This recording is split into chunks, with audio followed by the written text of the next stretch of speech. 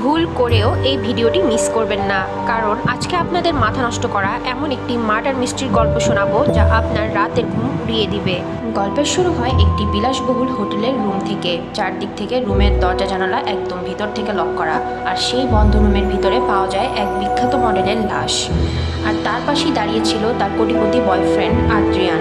Police এসে আদ্রিয়ানকে প্রধান আসামি হিসেবে গ্রেপ্তার করে, কিন্তু আদ্রিয়ানের দাবি সে খুন করেনি। রুমে তৃতীয় কোনো ব্যক্তি ছিল যে তাকে আঘাত করে মেয়েটিকে খুন করেছে। কিন্তু প্রশ্ন হলো, চারদিকের দরজা জানালা যদি ভিতর থেকে বন্ধ থাকে তাহলে খুনি রুমে ঢুকলো কিভাবে বা বের হলোই বা কিভাবে? নিজেকে নির্দোষ প্রমাণ করতে আদ্রিয়ান হায়ার করে শহরের সব থেকে বড় লেডি লয়ারকে।